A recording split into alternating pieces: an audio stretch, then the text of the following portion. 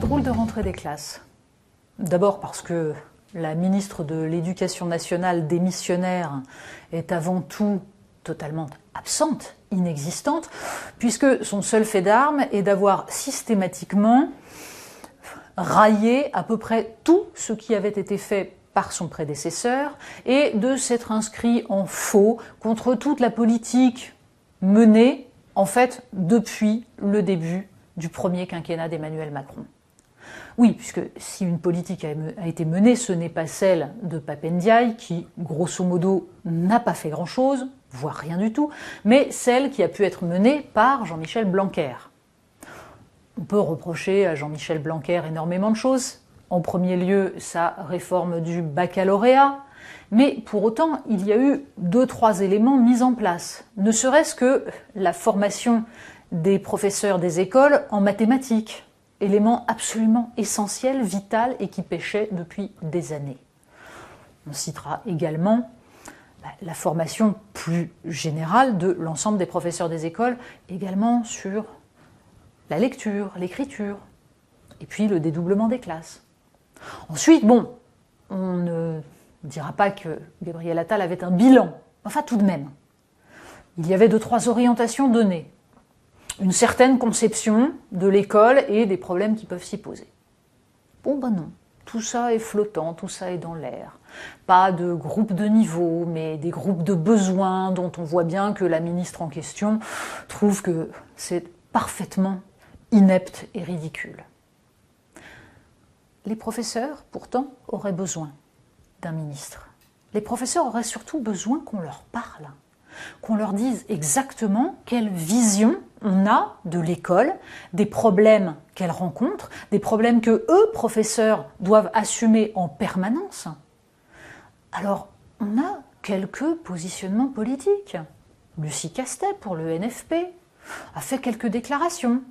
Elle a noté, à juste titre, que sur les 3000 postes de professeurs des écoles qui manquent, il y en a 1000 dans le département de Seine-Saint-Denis, que c'est plus d'1 an de classe que les élèves de Seine-Saint-Denis perdent parce que leurs professeurs ne sont pas remplacés.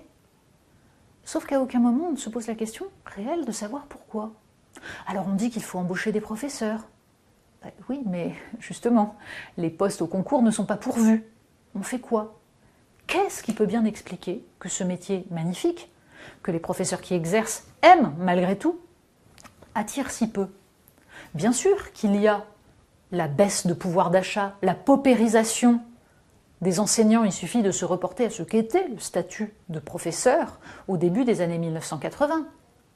Mais encore faut-il se demander, au-delà du gel du point d'indice, au-delà de l'absence de revalorisation des salaires des enseignants, ce qui a fait petit à petit que ce métier n'a plus attiré, que ce métier n'a pas permis de faire venir les meilleurs, comme ce devrait être la fierté de la République. Oui, les professeurs ont besoin d'être valorisés. Ils ont besoin qu'on leur dise qu'ils sont indispensables à la nation. Mais ils ont besoin aussi qu'on regarde lucidement ce qu'ils vivent. Et il est tout de même assez étonnant de se dire que nous entamons cette rentrée sans un mot pour 2 professeurs qui ont donné leur vie pour l'école de la République.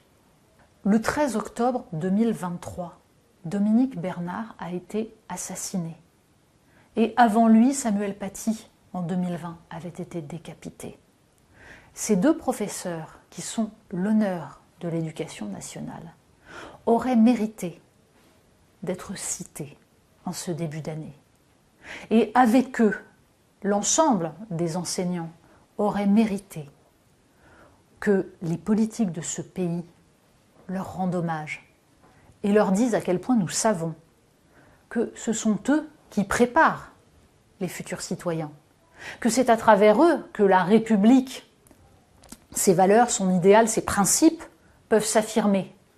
Si on leur donne les moyens de faire leur métier, c'est-à-dire la possibilité d'exercer une autorité, d'imposer à des élèves la transmission des savoirs, la rigueur, l'effort, la discipline, bref, ce sans quoi il n'y a hélas aucune chance pour que ces élèves deviennent des adultes capables d'exercer leur libre arbitre.